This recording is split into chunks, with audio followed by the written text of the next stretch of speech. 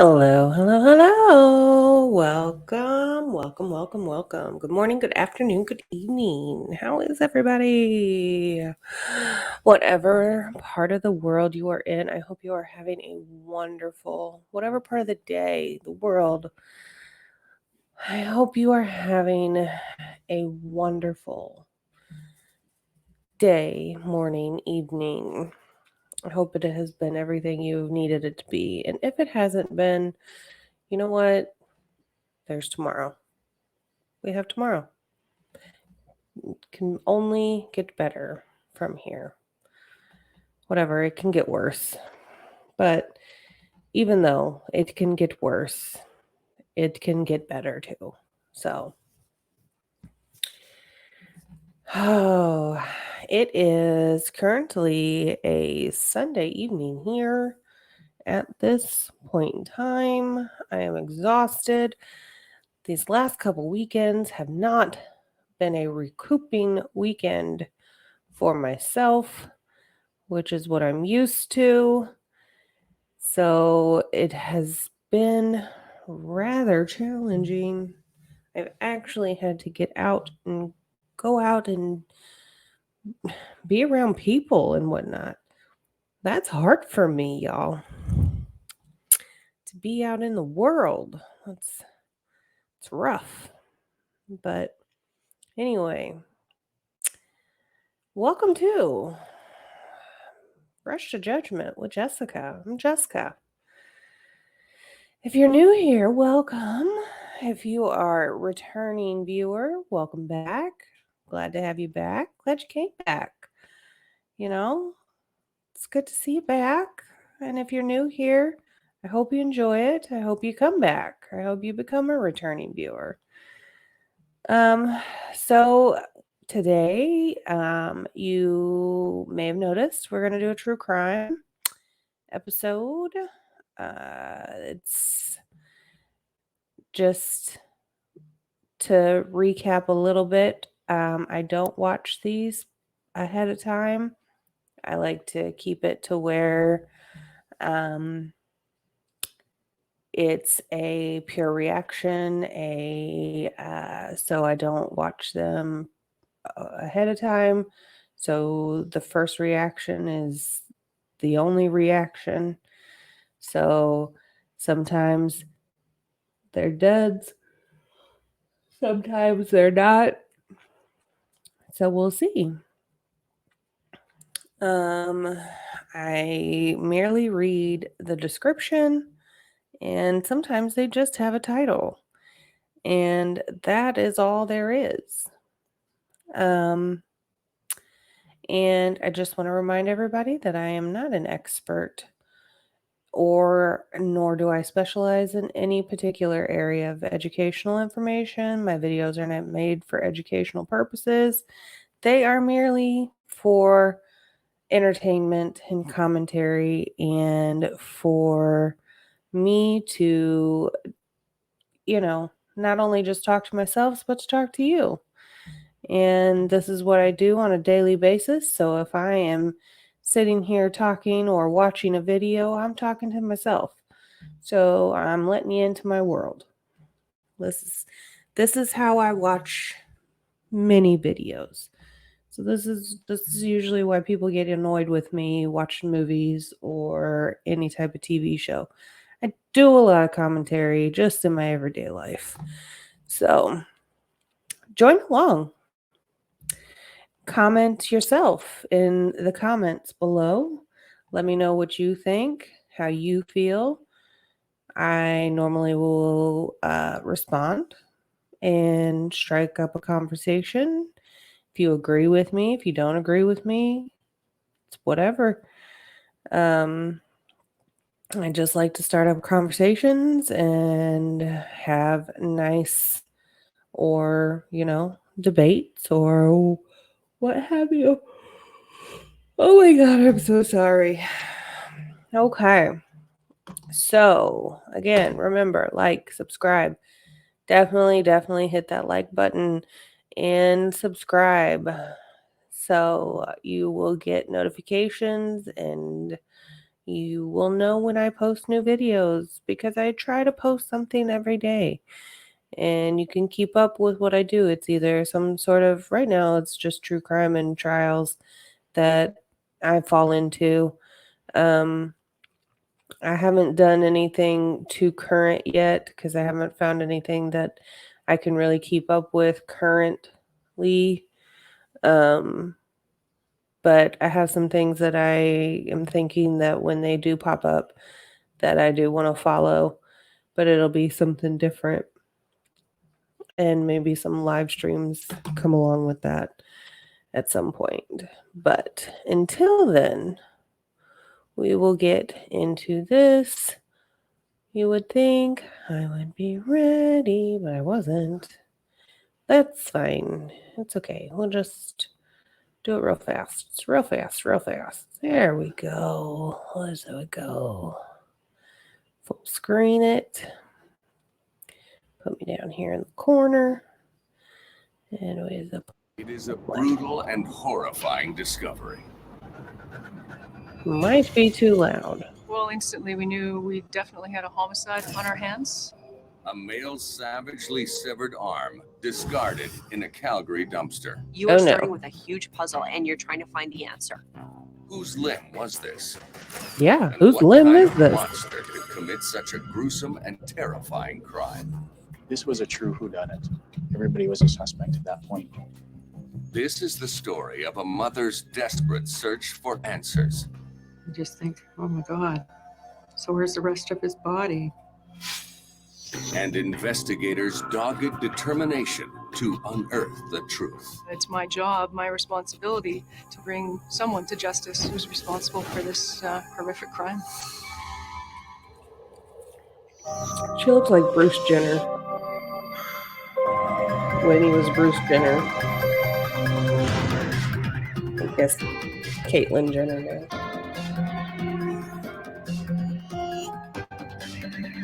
But still, that's who she looks like. Are you evil? Somewhat. He is a former KGB officer. Deliberately did such an evil thing. Murder was afoot. Murder was afoot. Oh, we got an ad in there. It wasn't for us. The morning of January 18th, 2008, in a quiet neighborhood in Calgary, Canada. A homeless man Canadians always bottles for cash always is so searching nice. through a residential dumpster. There's some murders there. When he makes a sickening discovery. Sickening. Inside the garbage bag is what appears to be a dismembered right arm. Eesh. That's when nearby resident John Edwards is called to the front door. And the homeless guy says, quick, you have to come look in the dumpster. So we went back to the dumpster, kind of opened up the top of the bag.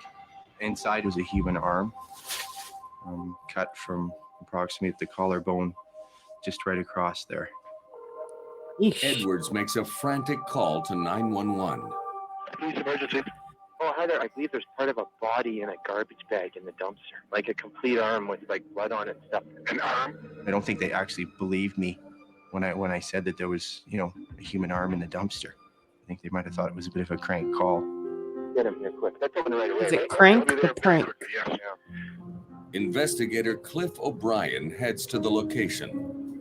Initially, I thought there's no way that this is a legit. It's going to be a mannequin or it's going to be something that just isn't a real body. Oh. Patrol officers had already secured the scene when O'Brien arrives. And sure enough, there was a human arm. Human arm. It had some tattoos all the way from the wrist, right the way up to the top of the arm. So, your first inclination is something to do with drugs or bikers or something like that. Why? The forensic specialist called to the scene is Jolene Anderson. It's my job as a sergeant in the forensic unit to gather what is left at the scene from the offender and paint that picture for the homicide investigators. Dinner. And the picture is a shocking one. Instantly, we knew we definitely had a homicide on our on our hands, and the first thing on my mind was that we On need our to hands. identify this Get individual it? as a starting point. While police comb through other containers within a 5-block radius, Anderson has the dumpster containing the arm transported to the forensic unit to be searched. It's not a very glamorous job because one of my team had to suit up and go inside the dumpster. If you can imagine, we have to go through every bit. That's when they make another grisly discovery. In the corner of the dumpster, we found a similar type of garbage bag that we found the original arm in. In the garbage bag, we found the second or the left arm. Yeesh. Certainly when there's a second arm, now I'm concerned that is this from the same person? Because there is that possibility that we have multiple victims here. Could you imagine It would have been a very violent struggle. finding two Some arms, fingers but were they're almost not severed. Oh! Anderson takes prints from what's left. Fingerprints are infallible. DNA is awesome. However, fingerprints are still what we do and what we call our bread and butter still. Police submit both sets of prints to AFIS, the Automatic Fingerprint Identification Service. While they wait for results, O'Brien turns his attention to the tattoos on the dismembered arms. I contacted our major crime analyst, Trish Pace, and I Jail asked Trish system. to check our records for any tattoos that might match what I'm seeing on these arms. We log tattoos, where they are, descriptions of them, so I'm able to search that. That's a He gave me scary a description of the tattoos, and he said that there was some Gaelic lettering, some skulls, etc. So he had me looking through our databases. While the tattoos don't reveal the victim's identity, the fingerprints do. Both arms are from the same person, 22-year-old Chad Largy. Oh no. To hear that one of your children is gone, and all they found was his arms. You just think, oh my God, so where's the rest of his body? When a dismembered arm is reportedly found in a Calgary dumpster, lead forensic investigator Jolene Anderson is called to the location. What we did was enter it forensically as to not disturb the scene just in case it was a homicide. When police discover a second arm, they fear they may have more than one victim on their hands. Stop saying that. We have a very horrific crime. More than one We victim have on our body parts hands. turning up in our city. You could pick a better way to say that. Fingerprints reveal that both limbs are from 22-year-old Chad Largy. While investigators will soon be under tremendous pressure to find the monster who committed the murder. What we need to do now is go out and unfortunately do the next of kin notification to Chad's mom.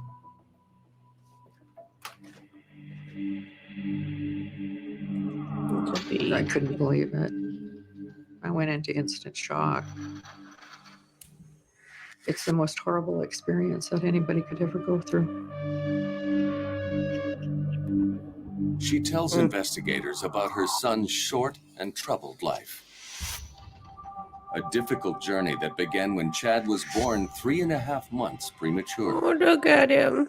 He was born 2 pounds, 3 ounces. Oh. He spent 121 days in the hospital fighting to live. And I was told that he was going to have all kinds of difficulties, but he grew up a fine, tall, good-looking man. An opinion shared by neighbor Erin Lind.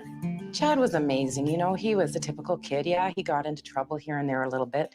Nothing, you know, too much out of the ordinary of anyone else his age.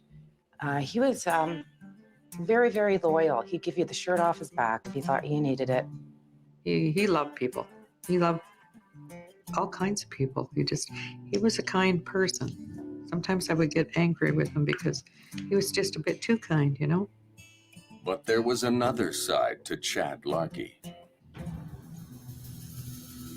Looking at his background, he's got a couple of confrontational issues regarding drugs, bar fights. He'd had a domestic with his parents. You could definitely see his behavior kind of ramping up over the past, the most recent couple of years. But what could possibly motivate someone to so brutally murder and mutilate this young man? It's a very violent, very deliberate act. And in our forensic unit, we always say anyone is capable of homicide, but it's a totally different level when someone is capable of dismemberment. Yeesh. And as the lead forensic officer on the case, Anderson hopes that the savage killer has left behind a clue. As proper protocol, we use tape to make sure that we caught all of the potential trace evidence, such as fibers or hair, and ensure that if there's something there, we will find it.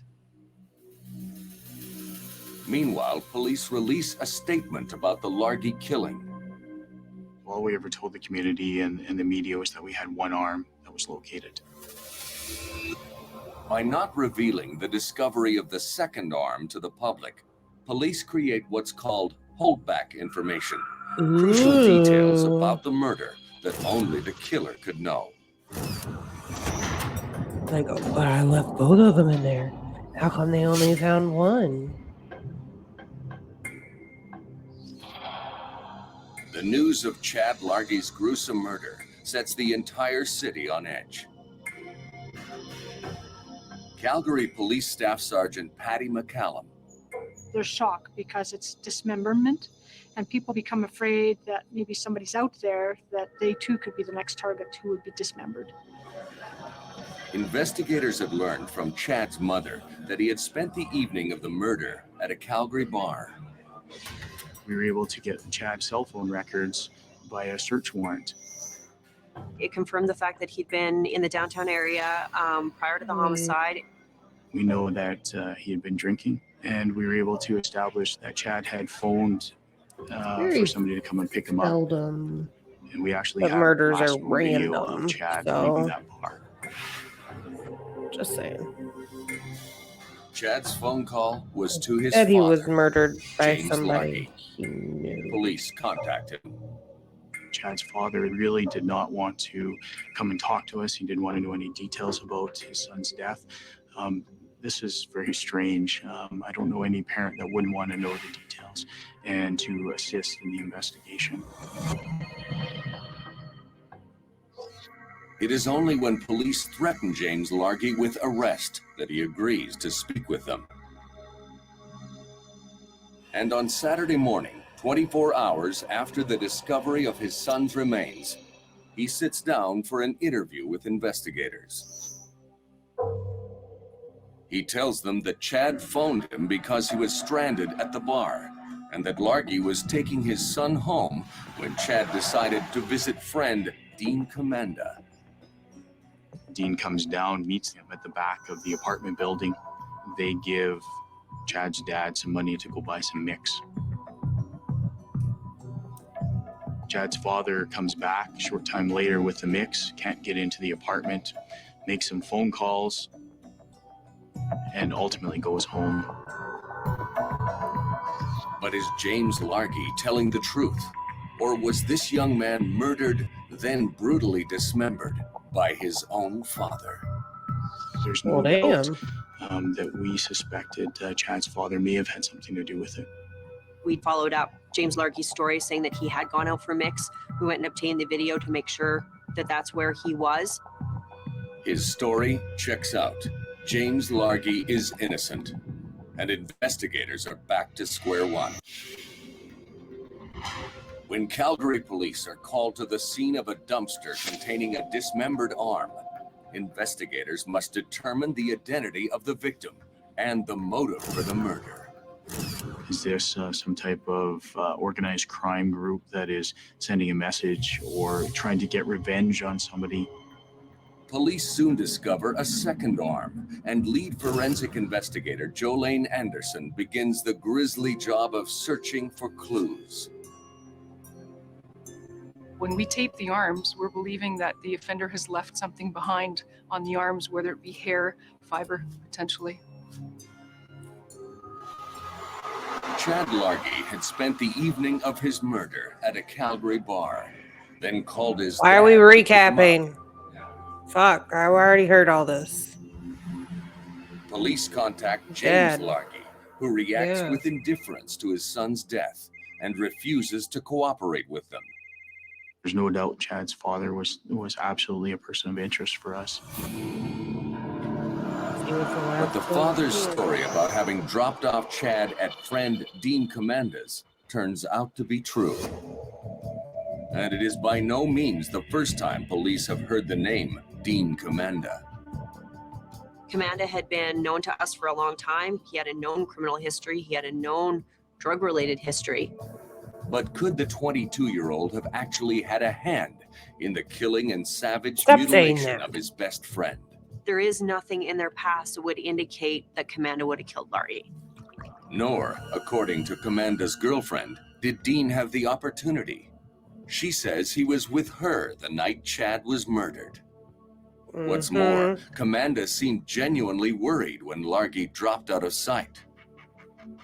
We were able to get access to Chad's cell phone, and Dean had left several voicemails for Chad after the murder. Back at the Calgary Police Forensic Lab, Yeah, Sergeant 'cause he knew he Jolene killed him, Anderson and has so come he was to a calling gruesome him to conclusion cover up about his- Chad Largy's dismembered limbs To cover and it the up. person who committed the Did they savage see? act. I called him. He certainly changed the them. method with which he dismembered the first arm compared to the second arm. The first had been sawed off. Ooh. I imagine it took a significant amount of time and force to dismember the first arm. By the time he got to the second arm, the murderer had the hang of it. Essentially cutting the tendons and the muscle and pulling the arm out of its socket. Oh. As you can well imagine, it would have to have been very violent. This ghastly evidence tells investigators that Chad Largy's dismemberment was not the work of a seasoned killer, but of a novice unaccustomed to such a horrific act. In their appeal to the public for tips, police intentionally do not release information about the discovery of the second arm. When we found both arms in the dumpster, we kept that as holdback. Important details only the killer would know.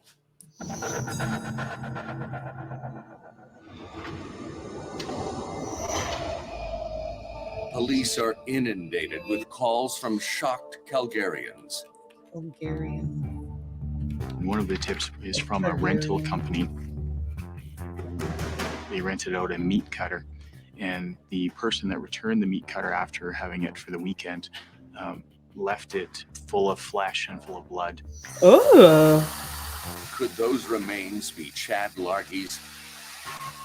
I was tasked then to follow up with the owner of the business, find out who had rented it, and make contact and interview the people who were involved. Blood analysis reveals that the remains are not the victims, but that of a slaughtered animal. And the person who had rented the meat cutter was a butcher who had neglected to clean it before returning it. That's disgusting and very rude. Now investigators have received a report about a woman who claims to know a great deal Always about clean Chad your Largy's saw murder. before you return it. If true, it could provide them with a crucial break in the case.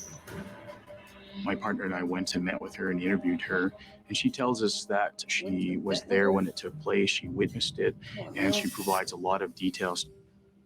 But she seems unaware that 2 arms have been discarded in the dumpster, proving to police that, despite her story, the woman was not a witness to the murder. We were able to determine that she was just bragging for the sake of bravado, really. So that kind of thing is very, very frustrating in these investigations. We don't have time to be chasing down these false leads. We have to identify a suspect. We need to identify, in this case, a scene, so that we can go there and get our people in. Forensics do deteriorate over time, so we need to get there as quick as we can. Investigators in the murder of Chad Largy have come to believe that his death and grisly dismemberment was the work of an amateur. It was pretty clear that one arm had been pulled out of the joint. Okay, you The don't other have to arm keep going back had been sawed off. Police are motivated to find answers for the victim's mother. No. I needed to know that he was not alive when they cut him up. Investigators have determined that the last person to see victim Chad Largy alive was 22-year-old Dean Commanda. I bet you his girlfriend lied. How much you want to bet? Commanda and Largy were friends, and there is nothing in their past that would indicate that Commanda would have killed Largy. Well, Meanwhile, first time for police everything. lose valuable time in the hunt for Largy's murderer on dead-end leads and false confessions. We don't have time to be chasing down these false leads. That kind of thing is very, very frustrating in these investigations. Then O'Brien gets a call from a rancher who thinks a burn site on his property just outside of Calgary could relate to the case. It had some knives burnt in this site. I thought, what are the chances of that? I mean, that didn't make a lot of sense to me, but you never know. To be certain, O'Brien sends a team to check it out. When our crime scenes unit gets out to the scene, it's an open area, it's very windy. Most of the ash from the burn site has actually already blown away. That's unfortunate. On the scene, lead forensic investigator Jolene Anderson. But I bet you And they there find we found bones. cutlery, burnt cookware. Including a collection of charred knives. And the torch site reveals other details. Scene was in January, so it was somewhat cool. There was light snow on the ground, so we were still able to recover tire impressions as well as footwear impressions. All of which could be invaluable if the burn site has anything to do with Chad Largy's murder.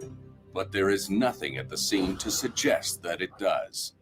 Well, suddenly, something catches Anderson's observant eye.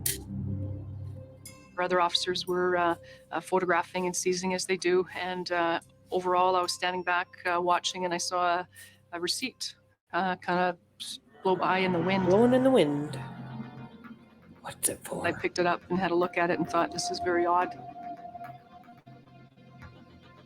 It is a receipt from a 7-Eleven store from 2 weeks before. But how could a random receipt connect this burn site to their case? That's what he went into the store for. What he went into Then the store followed up for. that receipt to a 7-Eleven. Then going through with the timestamp, I was able to get video evidence of the suspect buying minutes for his phone.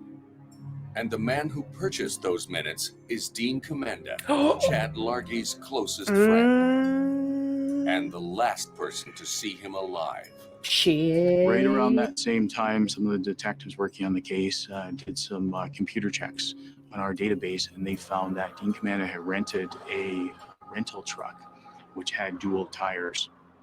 The same kind of tires that made the marks in the snow at the Springbank Why do you burn need site. a rental truck? Why do you need that?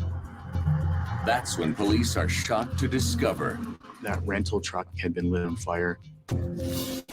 Although that fire had extinguished itself, there had been an attempt to destroy this truck. Huh. Fortunately for investigators, the cab of the truck was relatively intact.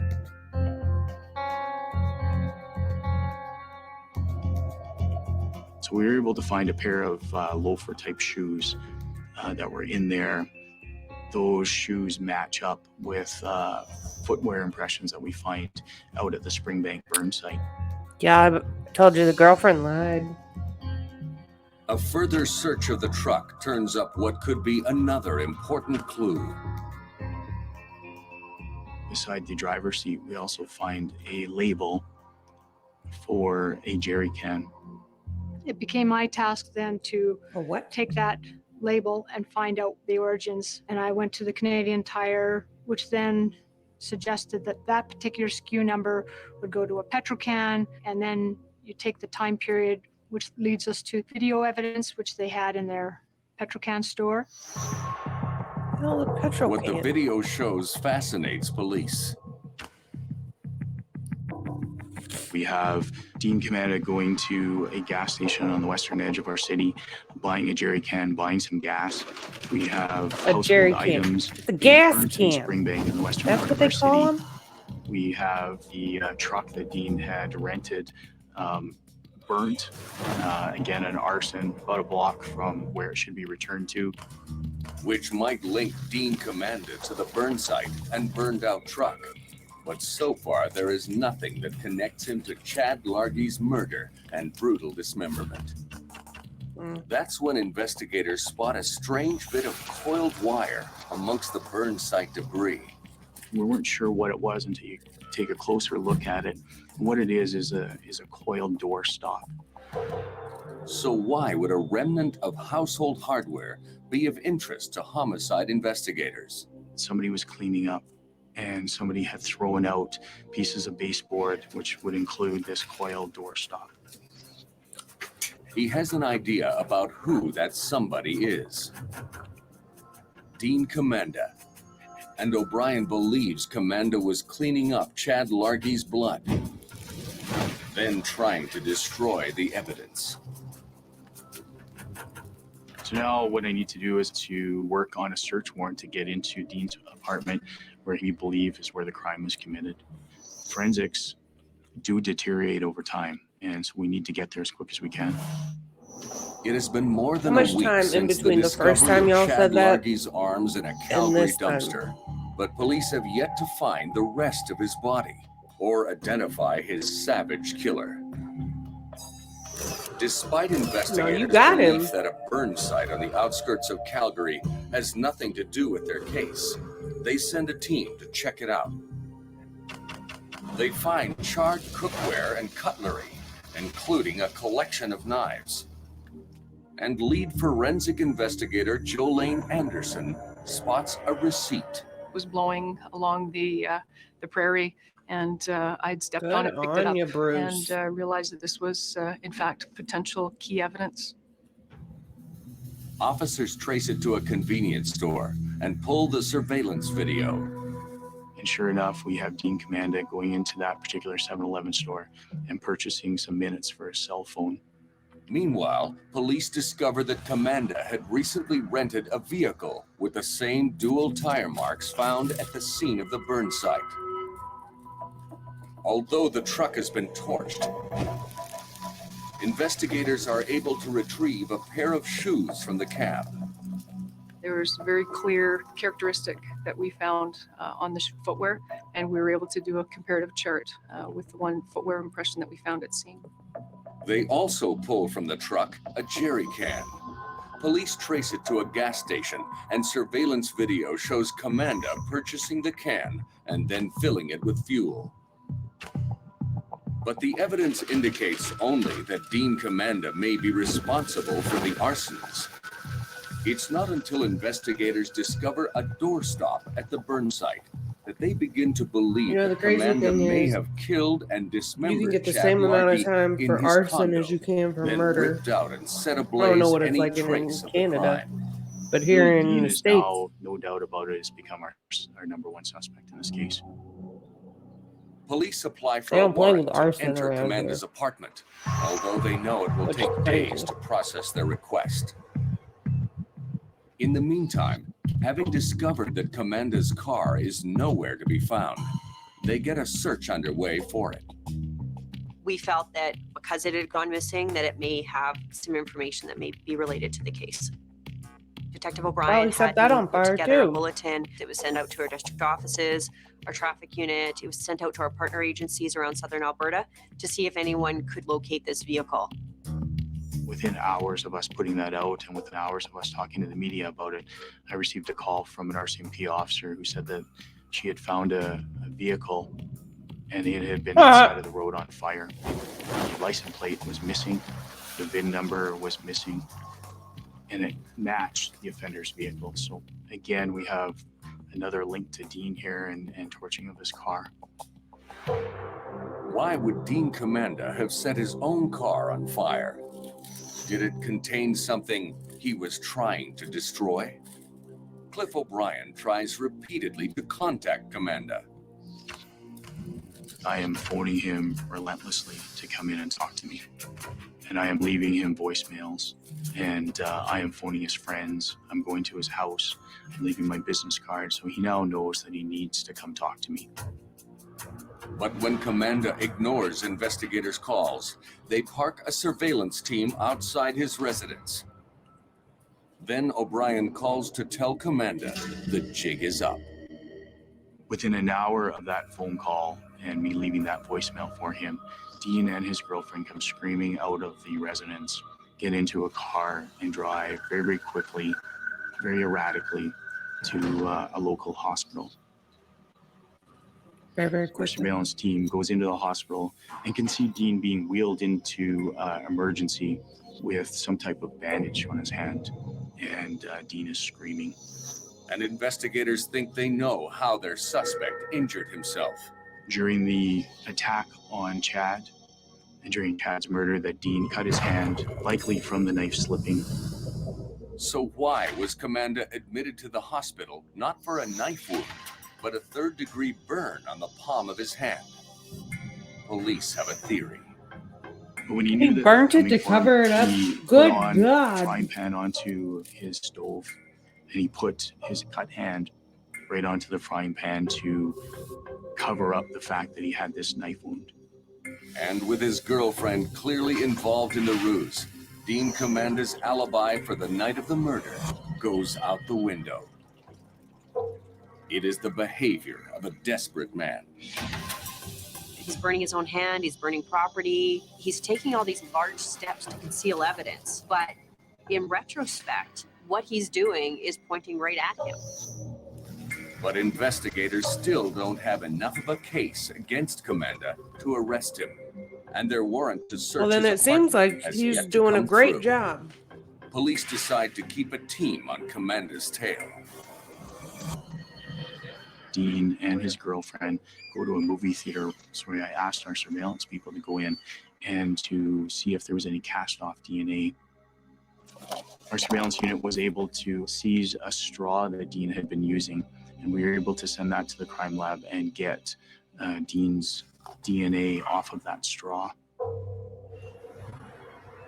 Then on January 30th, investigators are finally granted the warrant to search Commander's residence. This has taken us somewhere in the neighborhood of 10 days. So I'm very, very worried that maybe Commander has cleaned up the apartment so well that our crime scenes people will have difficulty finding evidence. Oh, I doubt it. He dismembered a body. When There's police blood somewhere. discovered Dean Commander's burnt-out car, they suspect it contained incriminating evidence.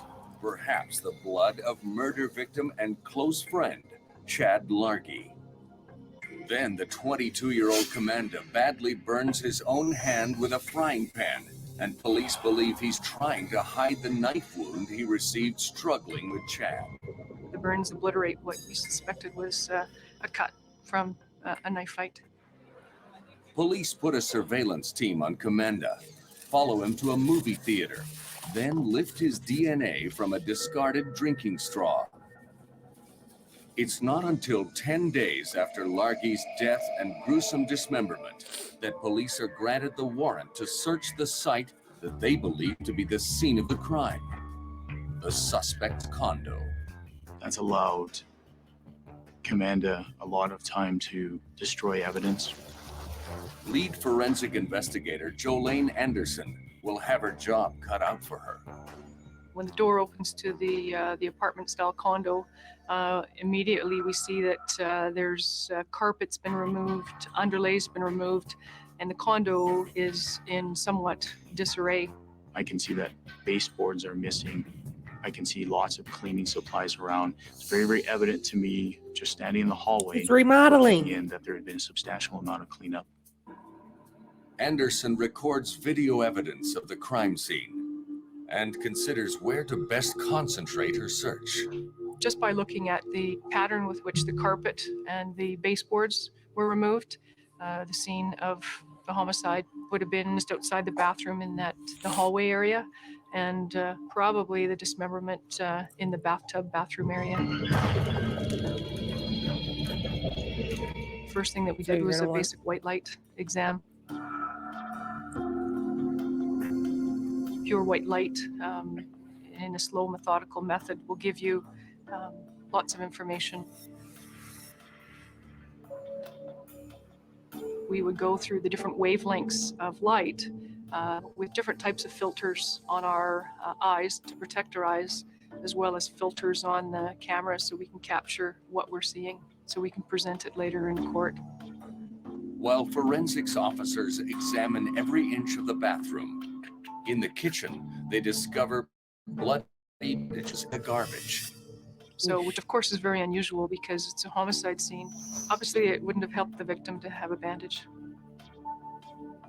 Police compared DNA from the blood to the DNA found on Comanda's drinking straw. It's Dean's profile, so it's Dean's blood. Evidence of the wound he received during the attack on Chad Largy. But without proof of Comanda having murdered Largy, their case against him is largely circumstantial. It is a difficult thing to sit there and wait for the updates from crime scenes, and I am on pins and needles waiting to see if we have the evidence that we need. Anderson's painstaking process pays off. Ugh. We That behind found the the toilet. blood stain on the back of the toilet in the bathroom. Clearly a place that Dean forgot to clean. I was 'Cause it's very an excited. Awful place to clean. The CSI programs is somewhat glamorous and somewhat glorified. This was far from that. We were crawling behind someone's toilet and looking for forensic evidence. But does the blood belong to Chad Largy? If so, investigators will finally have the evidence they'll need to convict Comanda for the murder and brutal I dismemberment don't know why they make of that his part best so friend. hard to clean, though. While they wait for DNA results, forensics officers continue to search Comanda's apartment. And in a box of clothes, find a stained pair of jeans. Oh no. You didn't burn your jeans, Is it bro. blood? We used a little test strip where we would use distilled water and introduce the blood or the evidence that we found to it. If it turns a greeny blue, then that's a positive presumptive test for blood. A greeny blue. They quickly confirm that the blood found in the bathroom and on the clothing is Chad Largy's. Finding the blood Got him. on Comanda's jeans was crucial to us. It told us, what Dean was wearing at the time.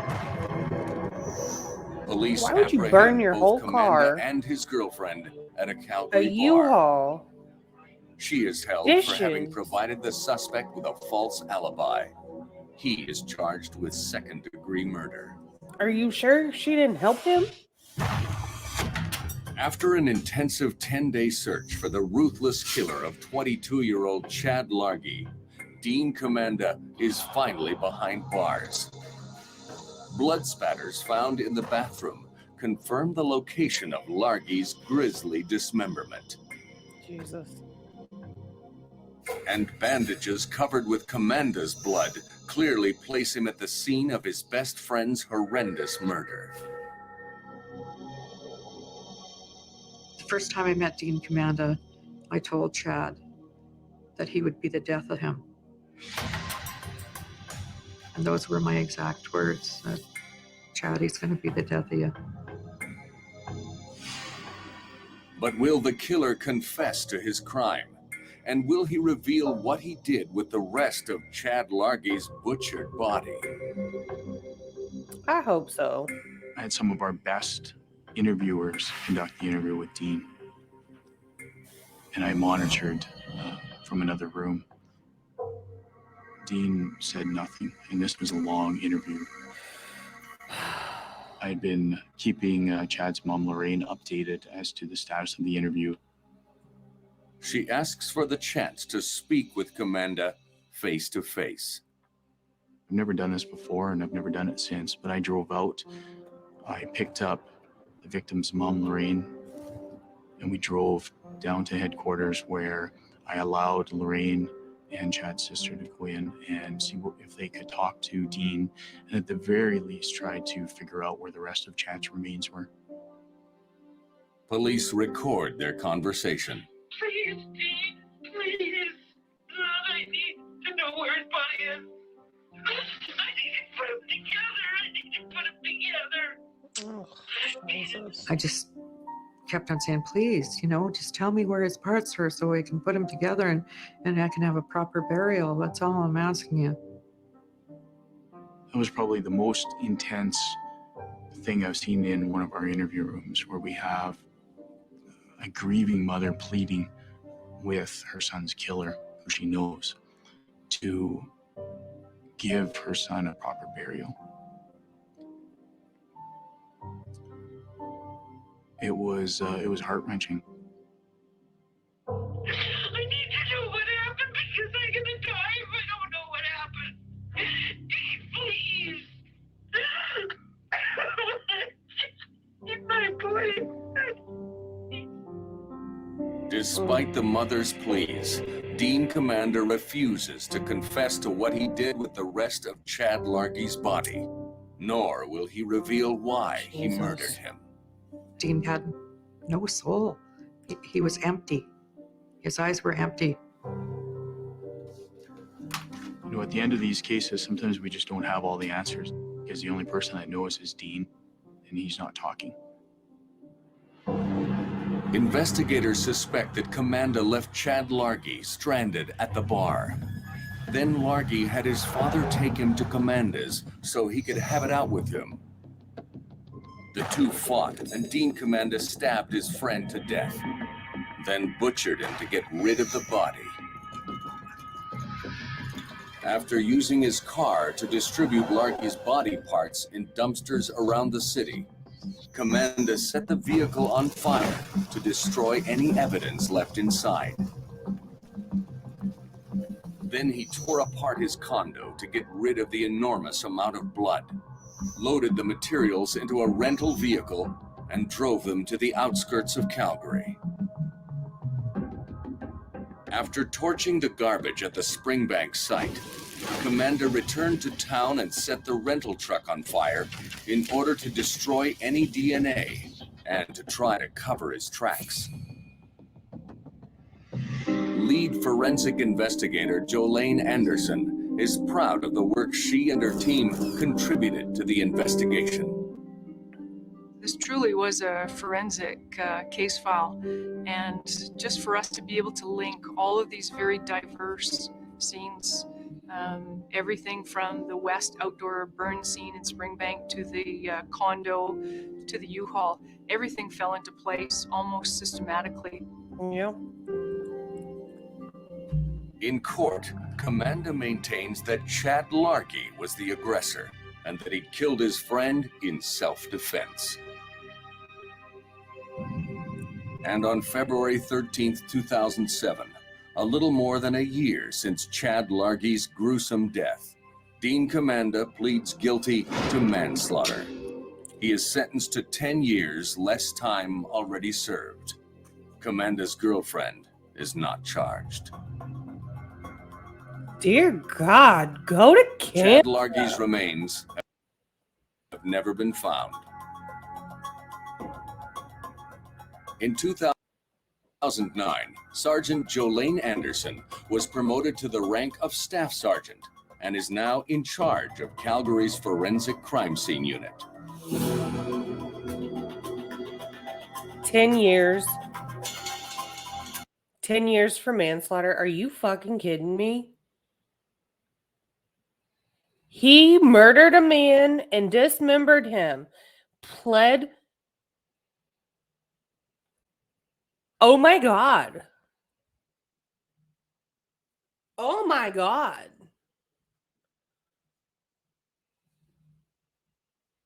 Holy hell's balls. Move to Canada if you want to commit a crime. Shit. 10 years. That's all you're going to do. You're going to take a little vacation in Canadian prison. That's what you're going to do.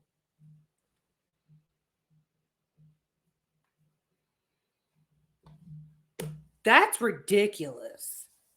10 years for chopping up a boy? Over what?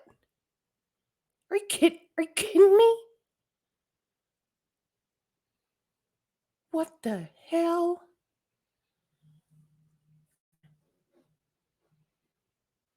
What the hell was that kid's name? So that means he's out, because that was a long ass time ago. Good Lord.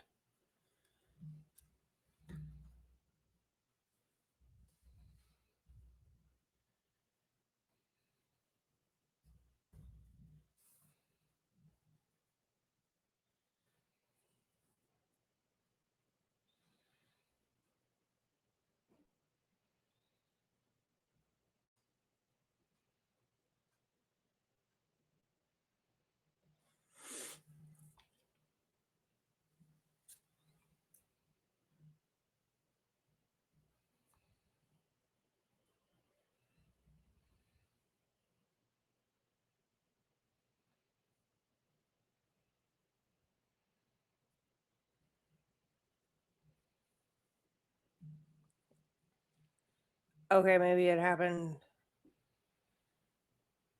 Oh. Hold on. Hold on.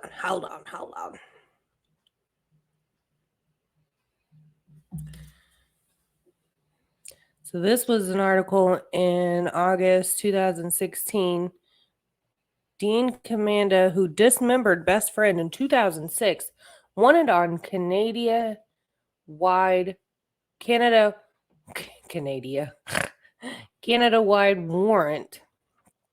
Calgary man stabbed Chad Largy to death before cutting up his body and hiding the remains.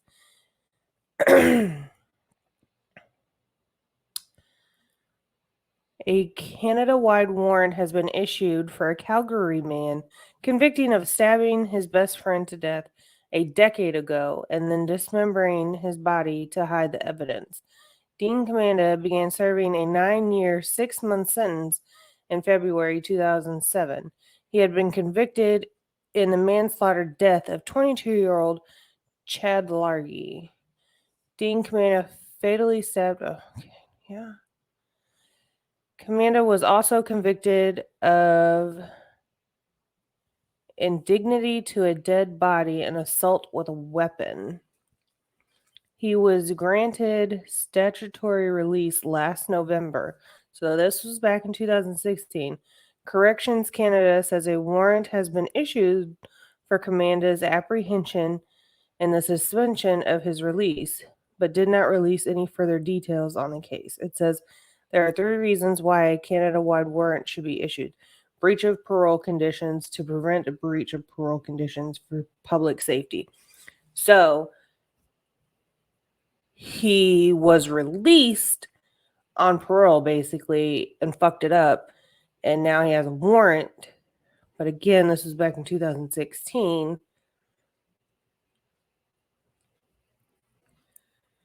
Okay.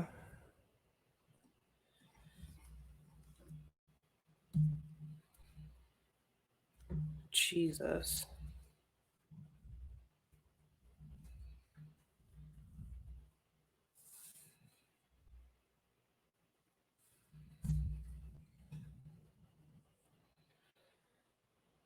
I wonder.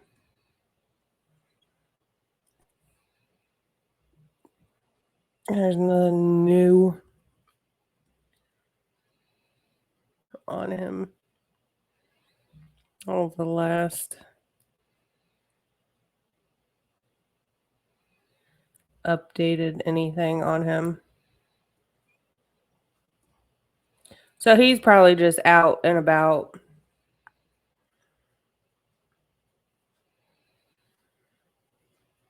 Yeah.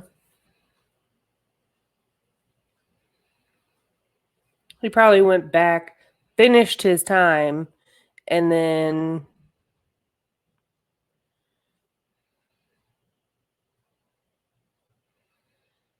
yeah. He went back, did some more time, got out, maybe had some supervised probation, maybe got off papers, maybe he didn't, but I guarantee you he's out. What the fuck is that, man? How do you get 10 years for stabbing somebody to death and chopping them up and throwing away their pieces in various trash cans around the city? Are you kidding me? Are you kidding me? And you have a prior history of crimes. You're a criminal. Criminal. That's ridiculous. I cannot even. That shocked me beyond all of the shocking. I can't. Well, that was fun. Did you have fun? I had fun. That's fun. Poor Chad. Jesus. Who knows what happened? I wonder, because I wonder if Canada has double jeopardy and if he can be tried again, and then maybe he could just say, okay, this is what happened, and then maybe he can't tell. He probably can't tell where the rest of him is because that's what he probably did. He probably dumped the rest of his body parts in various trash cans throughout the city, and he doesn't know where they are. And they can't, and he'll never be found. And that's sad. That's awful. God. And he was dumb as hell because he sat there and he burnt up his car and then rented a truck to do the same thing to. Bro, you're going to have to pay for that truck. You could have just kept your car. You were burning that up anyway. Kept your car. Used that to get rid of all the shit and then burnt it up. Burn all the shit in the car. That didn't make no sense. Work smarter, not harder. Whatever. All right. That's all I got. You know, maybe just not kill people. Like, don't do that. And always clean behind your toilets. It's an awful place to have to clean, though. I hate it. That's the worst place to clean, in a bathroom. Honestly. And what's with the little cap on the little screws? They always come off. And then you can't ever get them back on right. And then they're just sitting there collecting dust and stuff. It's stupid. It's a stupid thing. Okay. Well, I hope you had fun. Hope you enjoyed it. I will see you on the next one. Remember, like, subscribe, comment down below. Like the video. It'll get it out there into the atmosphere of the world. If you like it, it shall travel. And it shall reach more people. And more people shall hear me rant and rave about dirty toilets. It's great. All right. I shall see you on the next one. Later.